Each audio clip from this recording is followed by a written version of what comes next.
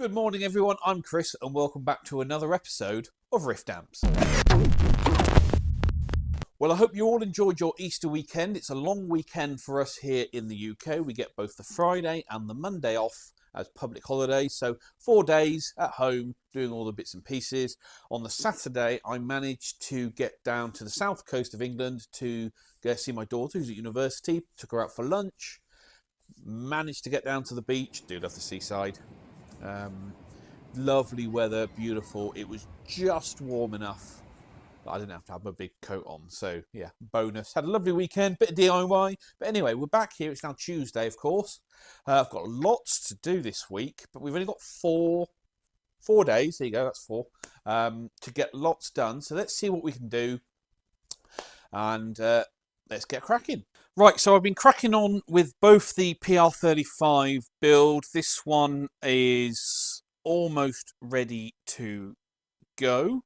The Dexter build as well. I've got most of the chassis populated now. Obviously the board is done. Just need to do my overs and my unders. Sockets are all in the chassis. Transformers are mounted. So these actually come together surprisingly quickly. So I don't expect this one to be around for much longer. But good news! The cabinet for the Blackhawk, which we've had up on the shelf for ages for Falk music, has finally turned up.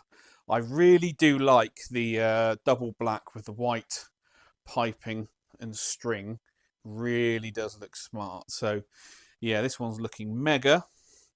Fresh out the shipping box, so I need to give it a quick wipe down and a clean. We need to drill the chassis mounts. Need to fit the handle. Need to fit the speaker. Need to make a speaker cable up, and get the chassis installed and fitted and ready to go. So that's this afternoon's job, at least now that's come through. But yeah, this is freshly delivered. It's looking absolutely fantastic. Really, really, really happy with the way this one looks, especially with the white badge. Yeah, so mega happy. Right, let's crack on. Right, okay, so making good progress on this Dexter build. Now, I'm going to put my hands up and say I made a mistake. I was looking at the my layout that I have on the iPad, and I'm looking at the chassis, and I'm looking at the layout, looking at the chassis, looking at the layout, looking at the chassis, and I realised I forgot to install the choke. So, which means I had to squeeze it in there between the power transformer and the output transformer, which is where it would go anyway, but I'd normally leave a little bit more space than that between the two. But, you know, we all make mistakes. It's not the end of the world. Things happen. But this one is coming on quite nicely. So I've now got the board in. All my underboard wiring is done. Started wiring up the rectifier and the output valve sockets. I've got my pots in with my bus bar and connections and things, so we're doing good progress there. Going to start wiring in the rest of the sockets on this side, then I can work on the top side. It's actually a lot closer to being finished than it looks, so don't worry about that. The only thing I can't do is can't wire in the main switch, because on this particular model I use one of these illuminated toggle switches, which goes onto the front through that hole there, where I've got all these wires. But because the faceplate isn't here for it yet, it's on its way. Once I wire that in, I can't then take it back out to fit the faceplate. So I need all of that here at the same time. So I can't do any of the mains wiring from the switch and the socket until the faceplate arrives. But that doesn't matter. We can crack on with the rest of it. But so I've spent all morning on this, but the next job I've got to do, it's this thing. So this is a 1978 Marshall JMP. Is it a master volume? Yes, the master volume model 2203 with the rocker switches, vertical inputs. This is non-standard Tolex, I'm afraid. So this isn't the original Tolex that the amp came with. It has been recovered, although the purple does look good, right? So what's it in for? Well, this came into me a year ago and I gave it a revalve and a service. It's been running great since, but the customer has ordered some goodies for it. In particular, he has ordered all the way from America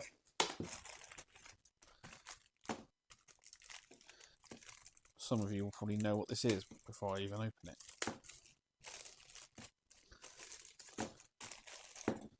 It is the Mojo, no, it's the Metropolis, go, almost get that right, zero loss effects loop.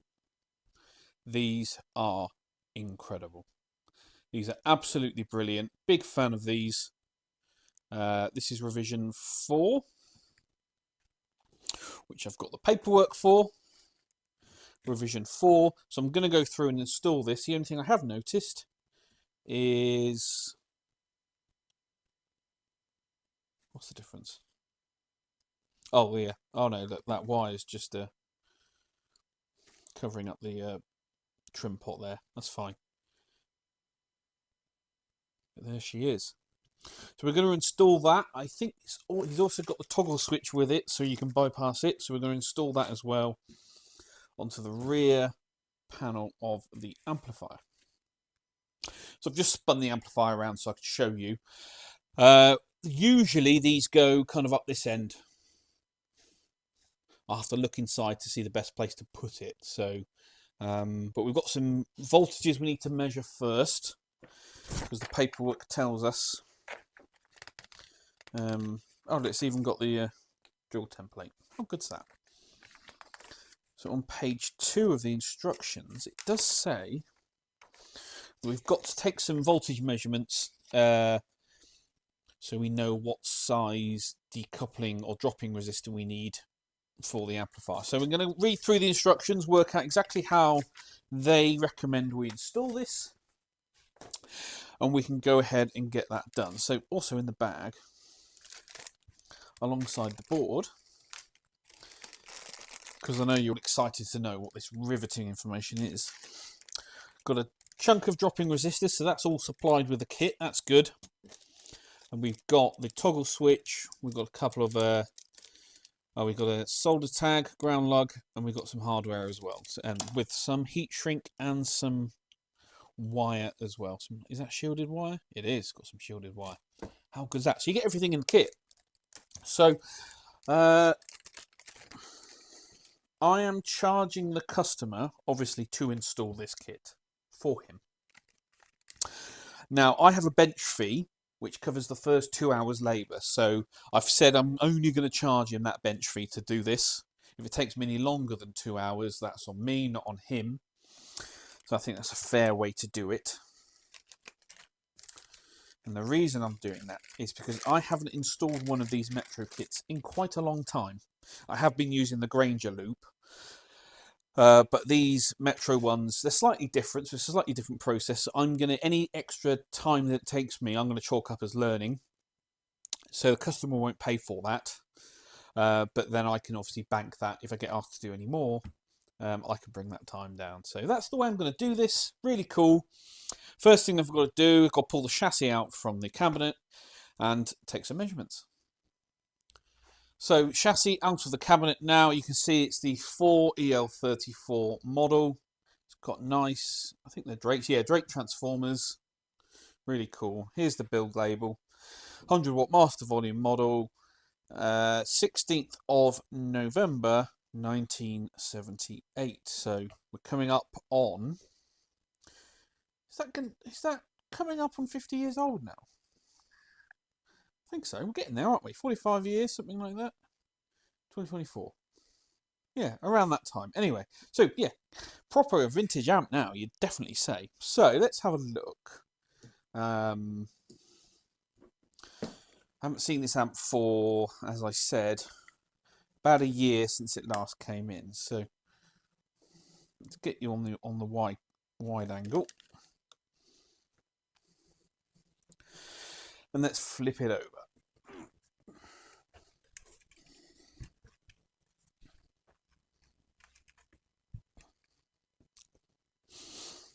So as with any amplifier that comes into the workshop, we'll give it a quick visual inspection. Check the filter caps out. Looking for anything that's burnt or discoloured or out of place. It's all looking pretty standard for a late 70s Marshall. Very cool. Yep, don't see anything wrong with that. So with the instructions, what does it say in terms of where we need to put this? Install this kit. Oh, and don't forget the following instructions. Before beginning the actual loop installation, filter caps must be discharged and the amplifier unplugged from the wall. Well, we all know that anyway, so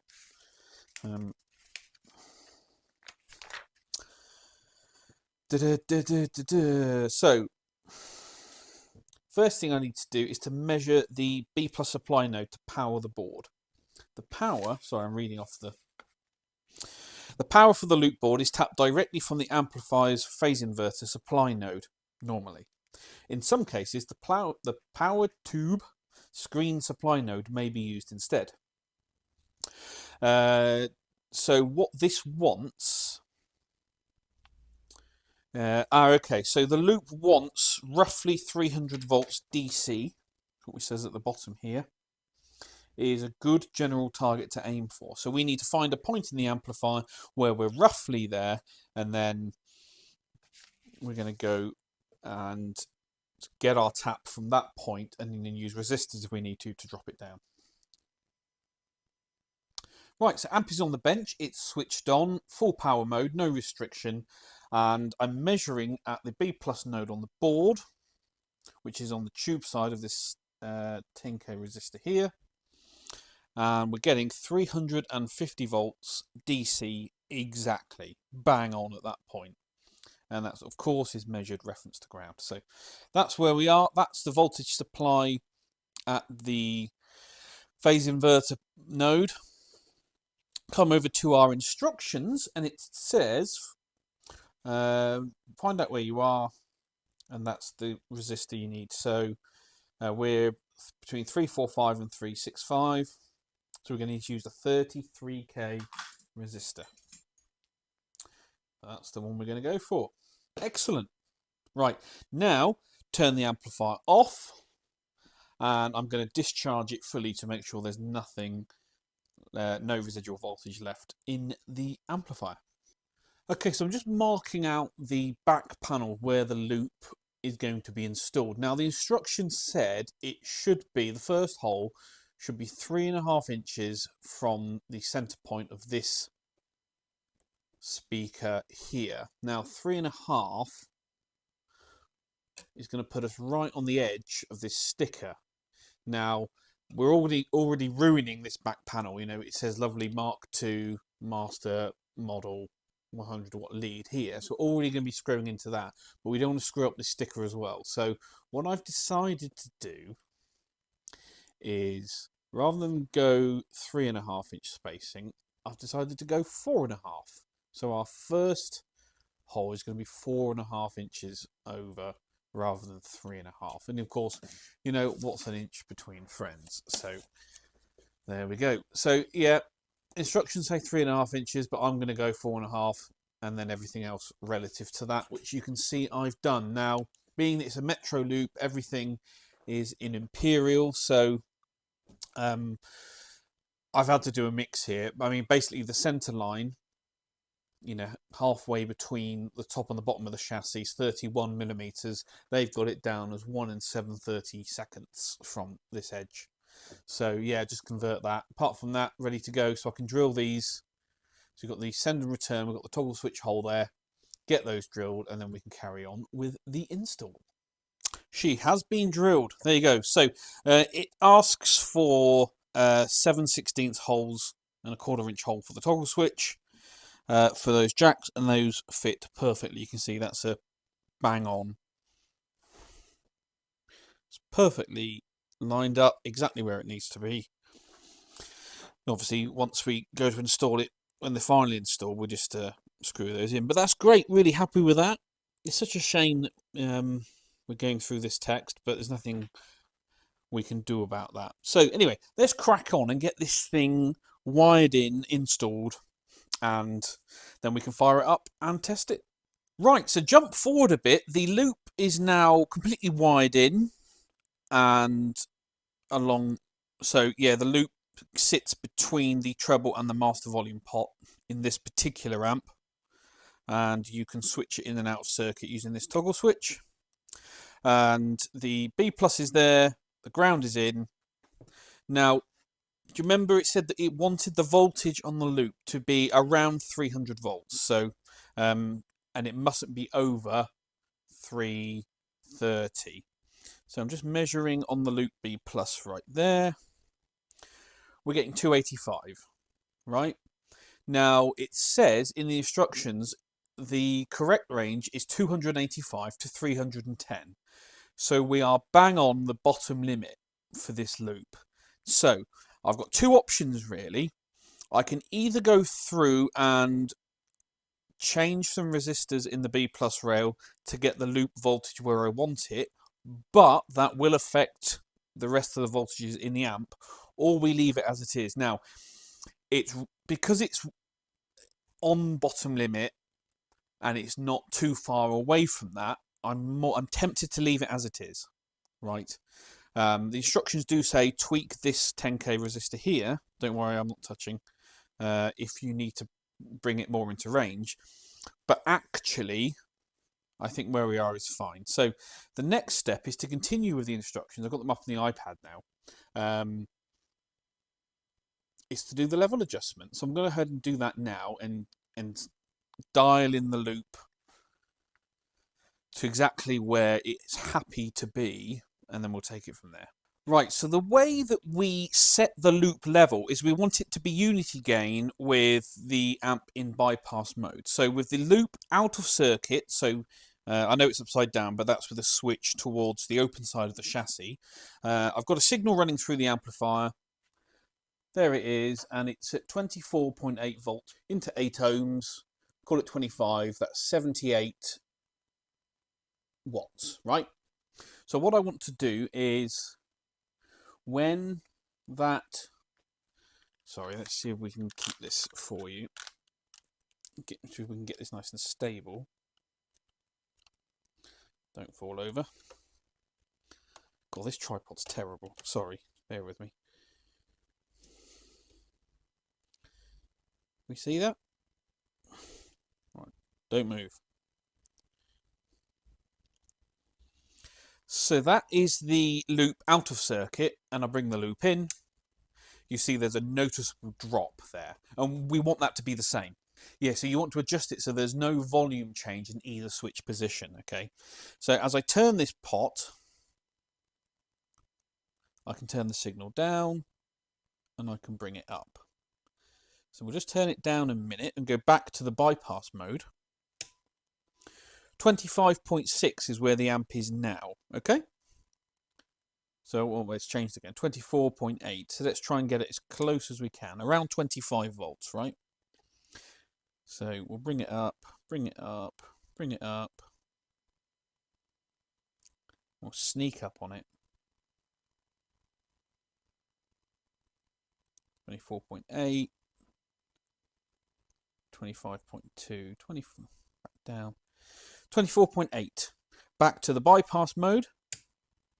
It's at 25.2 now. 24. It flutters between the two. That's probably about as close as I can get that, to be honest. So it's, see, the scope doesn't measure bang on 25 volts. It seems to fluctuate between it's been 24.8 and 25.2. So and again, that could be fluctuating with line voltage as well. So let's so loop out of circuit. So that's roughly set where we want it. Let's bring it down to a lower output. Where can we get it? 15.2 into 8 ohms is around 29 watts. So bring the loop in. It's the same. out, it's the same. Okay. So there's a slight change there, but this is as close as I can get it with a screwdriver. I might spend a couple more minutes just going around tweaking that, make sure I'm happy with it. But as you can see now, I'll bring you away. Regardless what position I have this switch in, can I get you both in?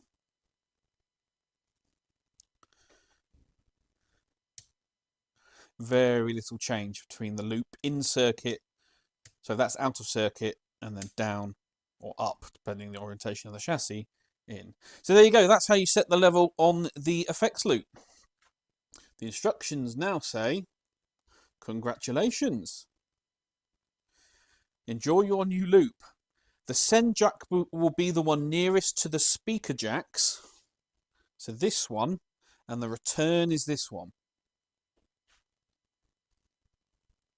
What I might do is I might just print off some labels for that. There's further instructions and things to go through.